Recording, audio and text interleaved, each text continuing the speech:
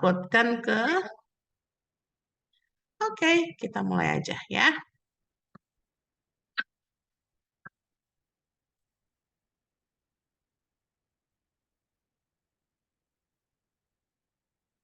Alright.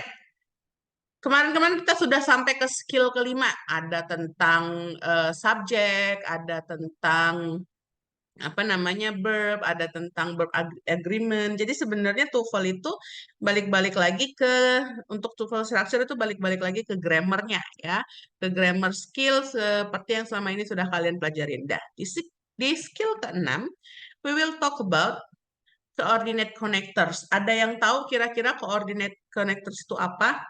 Di bahasa Inggris 1 kalian sudah pernah belajar tentang part of speech. Masih ingat atau enggak? Part of speech itu kita ada 8. Ada yang namanya noun, verb, pronoun, adjective, adverb. Kemudian kita punya interjection, preposition, dan yang terakhir kita punya conjunctions. Nah, coordinate connectors ini dalam pembahasan part of speech masuk dalam pembahasan conjunctions ya. Ada yang masih ingat conjunctions itu apa? Siapa yang masih ingat conjunctions itu apa? Penghubung kata ya, Miss. Oke, very good. Penghubung kata. Jadi ketika di dalam kalimat kalian punya yang namanya eh, lebih dari satu, misalkan lebih dari satu subjek, lebih dari satu verb, atau bahkan lebih dari satu klausa atau lebih dari satu kalimat, kita butuh yang namanya penghubung ketika kita ingin menyatukannya menjadi dalam satu kalimat.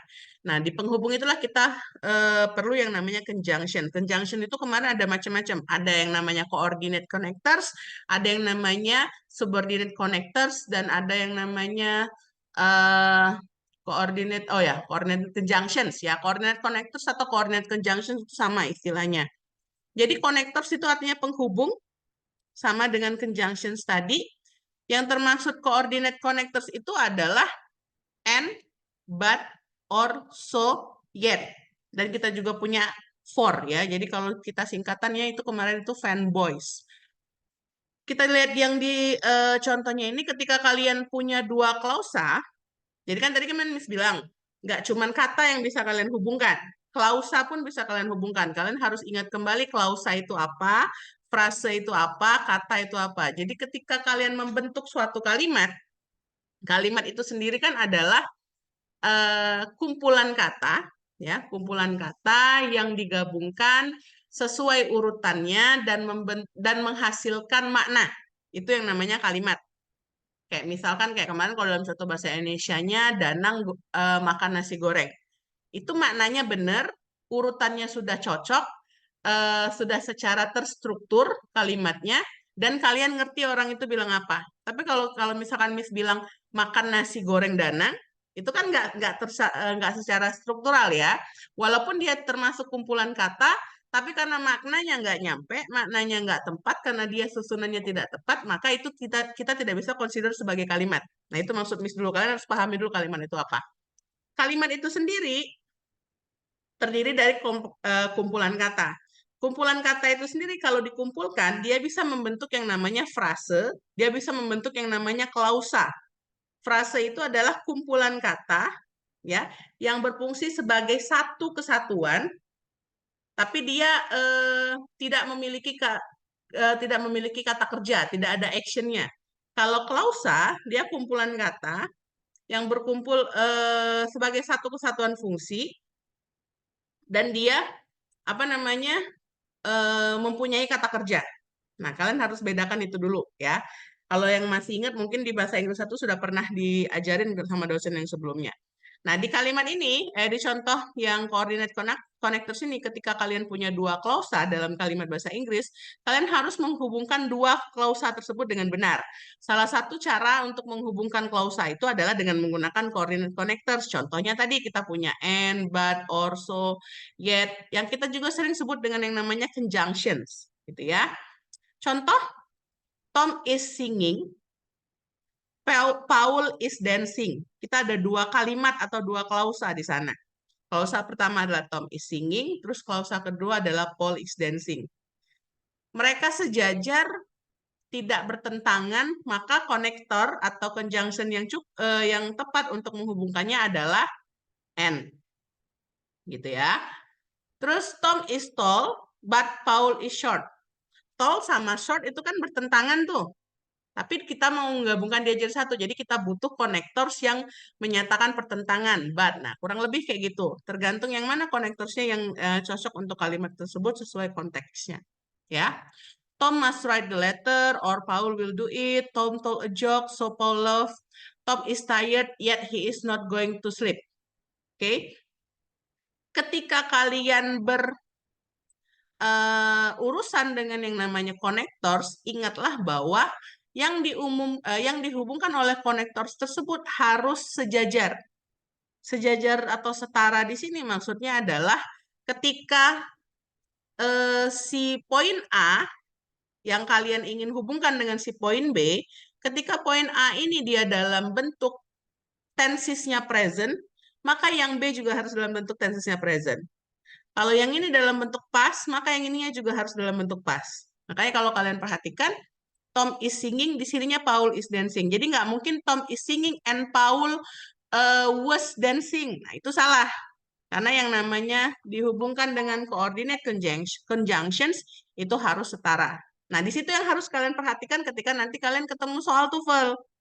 Yang kira-kira yang mana ini yang benar. Apalagi kalau tipe kalimat seperti ini munculnya di tipe soal yang menganalisis yang salah. Jadi kalian juga harus perhatikan itu. Ya. Jadi kalau di contoh-contoh ini ketika dua klausanya itu dihubungkan dengan conjunctions dan ada komanya ya di sini sebelumnya. Oke, jadi kita punya and, but, or, so. Tadi juga ada yet, ada for ya. Contoh, it was raining, but Bill went out to play. Jadi subjek yang pertama ini it, ada subjek yang kedua, ada verb yang kedua, verb yang pertama, sorry, dihubungkan dengan conjunctions-nya, terus di klausa yang selanjutnya. Coba kita contoh. Coba yang ini dulu. Ya. The ear is a flexible organ, titik-titik simply was not designed to withstand the noise of the modern living. Kalau ketemu soal TOEFL yang kayak gini, kalian tetap harus ingat skill-skill sebelumnya ya. Pastikan yang mana subjeknya, yang mana verbnya, yang mana objeknya. Ingat bahwa kita harus punya subjeknya berapa. Kalau kalimatnya coordinate connect, kalimatnya simple, subjeknya yang di mana. Di contoh soal yang ini, saya pakai noise-nya dulu. Oke. The ear is a flexible organ, simply was not designed to withstand the noise of modern living. Ada komanya di sini berarti ini harus memiliki dua klausa atau lebih yang harus kalian hubungkan dengan coordinate connectors di sini. Berarti kalian lihat dulu yang pertama. Nah, yang pertama ini subjeknya apa? The ear. Terus kita punya verbnya is. Nah, di kalimat kedua,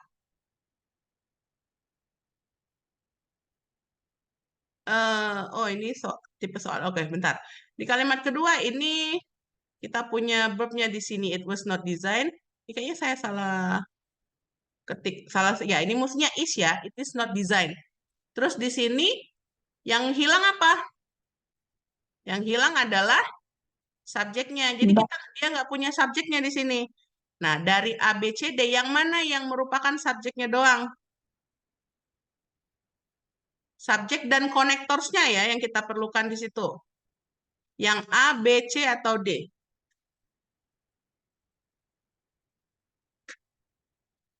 Yang pasti salah adalah yang D. Karena D bukan subjek. It's itu apa ingatnya kemarin?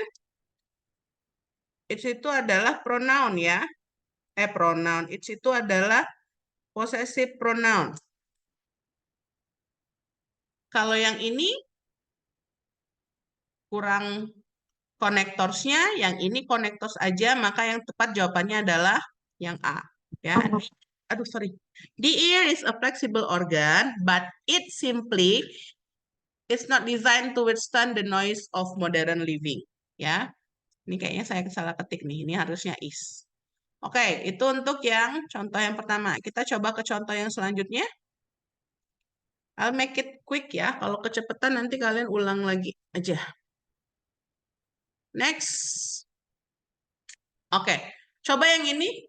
Like a mountain, comma, the Empire State Building create its own updrafts.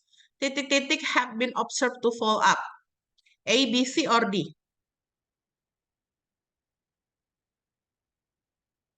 Analisis mana subjeknya, mana verbnya, kalimatnya yang mana yang harus dihubungkan. Hati-hati, kalau yang kemarin, kalau seandainya diawalin dengan like ini kalau nggak salah di skill keempat ya. Ini apa? Berarti ini hanya keterangan aja, kalian bisa abaikan. Kalimatnya yang benar yang mana berarti yang dihubungkan? The Empire State Building creates. Itu klausa yang pertama. Kemudian klausa yang keduanya, titik-titik have been observed. Nih, ya. Jadi yang dihubungkan tuh yang kalian perlu perhatikan tuh yang Miss merahin ini ya. Oke. Berarti yang cocok adalah yang A. Nah, yang di sini kenapa ada dua N-nya, Miss? N yang di sini dia menghubungkan apa? Dia menghubungkan snow and rain. Kalau N yang di sini baru dia menghubungkan antara the Empire State Building create sama snow and rain have been observed. Makanya jawabannya yang A. Oke, kenapa nggak yang D, Miss? Ya, ingat kita juga harus melihat tensesnya apa. Di sini kan tensesnya ada perfect, present perfect, have been. Kalau have been, itu ingat di dalam tenses present perfect, yang had, kalau yang kata kerja bantunya adalah have, berarti subjeknya pasti jamak. Ya, kalau kita cuma pakai snow doang, berarti cuma satu merujuknya, maka ini harusnya has been observed. Baru kita bisa pilih jawabannya yang D. Gitu. Jadi kalian juga harus perhatikan tensesnya, harus perhatikan urutannya. Ya.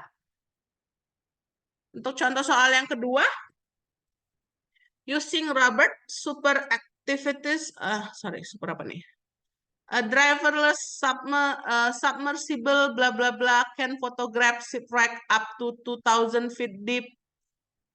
Panjang banget sih, Miss. Gimana jawabnya? Nanti di soal-soal TOEFL, di buku-buku soal kan kalian sudah pernah 2 kali dapat latihan soal ya. Ya soalnya ya panjang-panjang kayak gini. Tidak menggunakan yang simple-simple sentence ya soalnya. Jadi yang harus kalian lakukan itu analisis sentence-nya yang mana sebenarnya yang sedang dihubungkan oleh kalimat tersebut. Ya.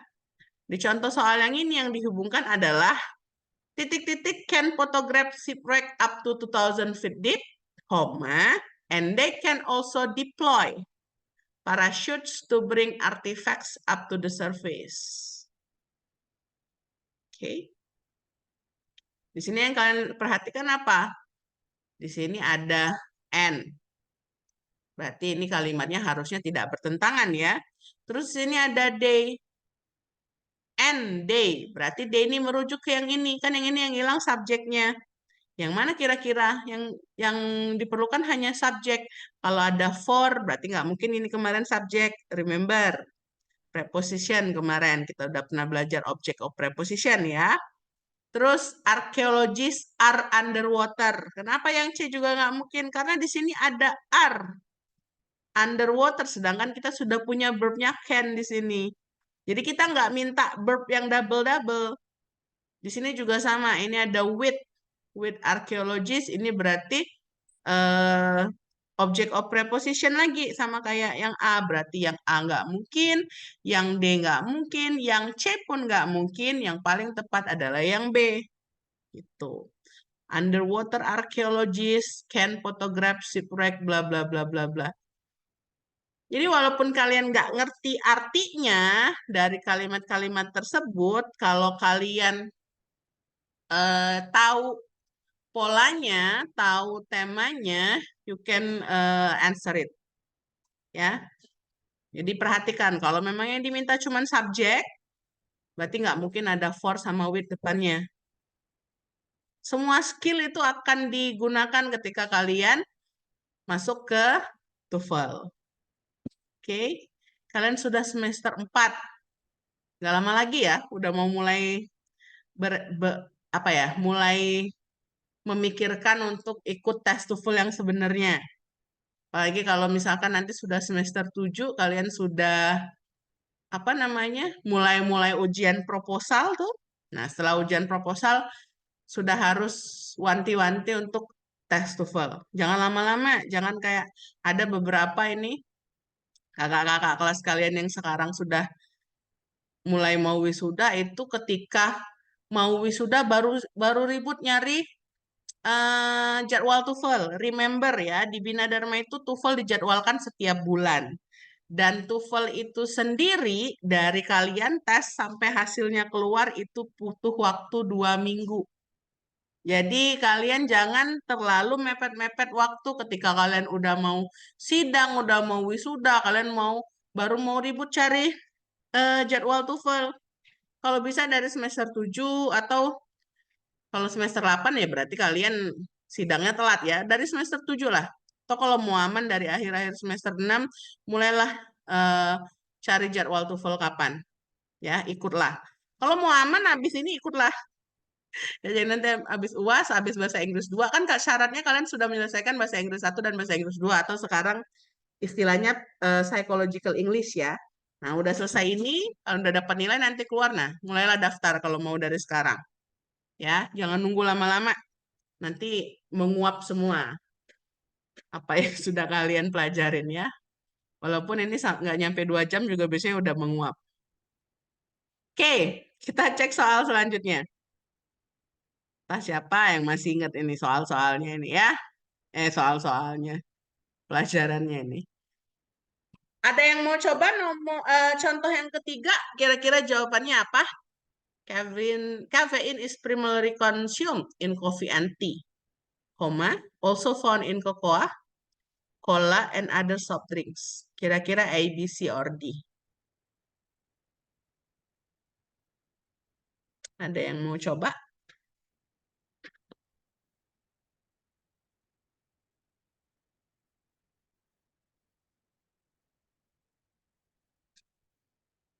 No one? Oh.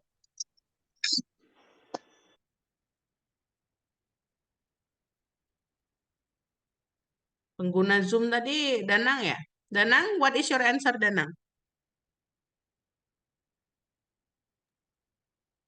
Kayaknya yang C, Miss. Kayaknya yang C. Oke. Very good. Kayak Miss bilang tadi ya, caffeine is primarily consumed. Di sini kalian bisa lihat bahwa ini ada tensisnya adalah past continuous dalam bentuk pasif. Ya, kafein. Walaupun kalian nggak ngerti artinya.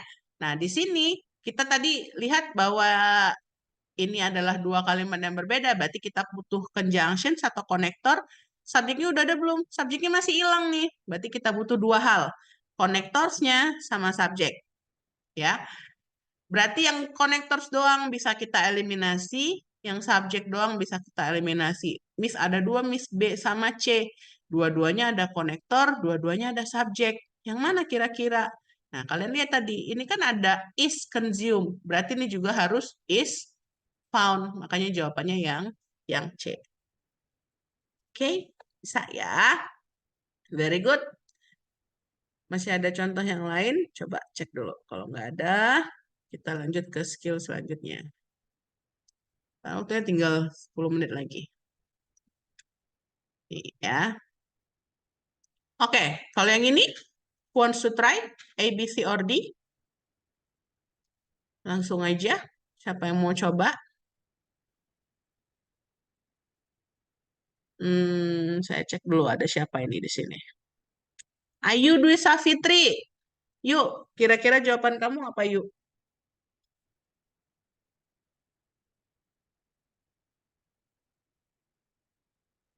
Yang Miss.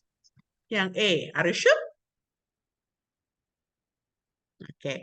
Remember, tadi kita masih bahas tentang coordinate conjunction atau coordinate connectors ya. Berarti kurang lebih contoh-contoh soalnya adalah yang Miss kasih ini adalah contoh soal yang memerlukan coordinate conjunctions. Kalau Ayu jawab yang A, berarti Ayu Yang B. Yang B. yang B. If remember, Iya. Coordinate conjunction tadi apa aja yuk?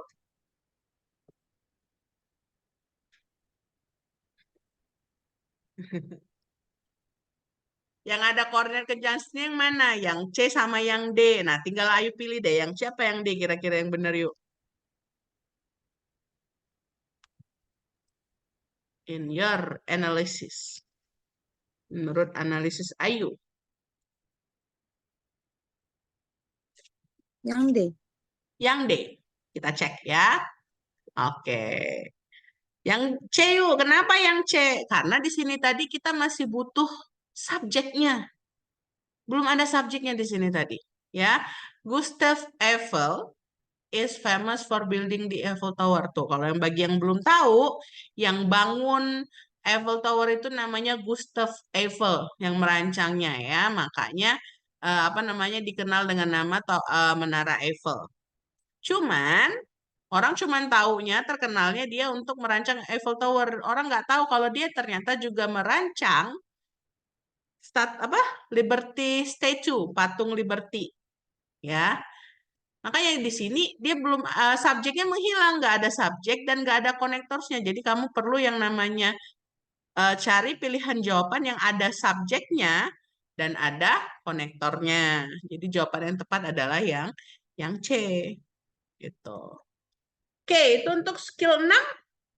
Any questions? Saya harap enggak ya. Walaupun sebenarnya pasti banyak pertanyaan, lebih tepatnya saya masih belum paham. Cuma nanti coba dipelajarin lagi. Nanti saya kirim, saya sudah pernah kirim rasanya ya untuk bukunya. Tapi nanti saya kirim ulang kalau ada yang belum pegang ya. Sekarang kita coba ke skill 7. Skill 7 masih berkaitan dengan connectors. Ini kita punya yang namanya adverb clause connectors. Kalau tadi kalian sudah dengar yang namanya clause itu tadi kan Miss bilang kelompok kata yang mengandung kata kerja dan dia berfungsi sebagai satu kesatuan. Kita punya yang namanya noun clause, kita yang punya namanya verb clause, kita punya namanya adjective clause, dan kita punya yang namanya adverb clause. Sesuai namanya adverb clause berarti clause-nya itu berfungsi sebagai adverb atau kata keterangan. Ya, kalau kalimat dengan adverb clause ini dia punya dua pola dasar. Ya, lihat yang dicontoh ini. Yang pertama, I will sign the check before you leave. Kalimat yang kedua, before you leave, I will sign the check. Jadi kalimat dasarnya dari kalimat ini adalah I will sign the check. Nah ini nih sebenarnya kalimat utamanya ini. Kita tambahkan adverb. Saya akan menandatangani cek tersebut. Kapan? Sebelum kamu pergi. Ya. Nah, before you leave inilah yang kita sebut dengan adverb clause. Karena dia adalah kelompok kata ya yang memiliki kata kerja dan dia fungsinya sebagai adverb. Makanya namanya adverb clause. Kelompok kata 1, 2, 3. 3 kata. Ada kata kerjanya, ada kata kerjanya. Fungsinya sebagai adverb. Makanya before you leave di sini adalah adverb clause. Ya. Polanya, pola dasarnya ketika adverbnya kalian letakkan setelah kalimat, kalian nggak perlu ada koma.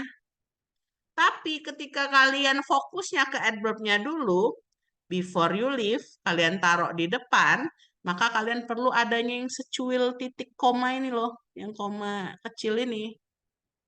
Gitu, ya. Nah, itu yang harus kalian perhatikan nanti ketika ketemu soal-soal tentang adverb clause connector. Jadi di masing-masing contoh ini, ya, ada dua klausa. Yang pertama adalah you leave tadi ya, terus I will sign the check. You leave di sini dia klausanya menjadi adverb karena menerangkan kapannya kalian akan orang yang ini akan menandatangani cek tersebut. Ya. Di contoh yang pertama, kalau seandainya dia datang setelah kalimat ini, nggak usah pakai koma, no comma is used. Kalau yang setelah dia datangnya sebelum ini, maka dia harus pakai koma. Nah, itu yang harus kalian ingat. Ya, oke.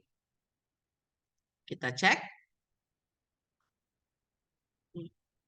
Jadi kalau adverb time and cause connector itu ada, ini contoh-contoh adverbnya. Ada after, as, ada konektornya, ada as soon as, before, by the time, once, ya. Terus kalau untuk cause, because, since, dan masih banyak lagi contoh yang lain. Contoh, Teresa went inside because it was raining. Adverb konektornya because, adverb clause-nya because it was raining. Ya. Kalau kalian taruh because it was raining-nya di depan, maka ingat ada koma kecil di sininya ya. Because it was raining, Teresa went inside. Oke. Kita lihat, cek contoh selanjutnya. Nanti kalau Zoom ini mati sendiri, tunggu saya share link berikutnya ya. Nanti baru kalian join lagi. Nah, ini beberapa contoh adverb clause connector tadi. Contoh soal. Parent flamingos lost their intense pink coloring until ... Ya. Di kalimat ini until di sini adalah adverb connectors-nya. Jadi menghubungkan antara yang ini dan yang ini. Di kalimat ke belakang ini apa yang kita butuhkan? Memang belum benar-benar belum ada klausanya, maka kita butuh klausa complete-nya until they win their young. Jadi burung flamingo, kalian tahu yang kayak burung onta warnanya pink, kalau lihat-lihat di Google itu ada tuh ya. Nah, itu dia akan kehilangan warna pinknya ketika anak-anaknya mereka lahirkan. Contoh yang kedua, little fat is essential for humans, bla bla bla retain body fat, gives muscle energy and keeps skin soft. Nah, kalau di sini yang kita butuhkan adalah connectors-nya. Ya. Connectors-nya belum ada, terus subjeknya juga nggak ada, kalimatnya juga nggak ada. Jadi as it helps retain body fat, gives muscle energy, bla bla bla. Jadi itu tadi kayak Miss bilang, kalian analisa dulu yang hilangnya apa, yang diperlukannya apa, baru kalian cek di pilihan jawabannya.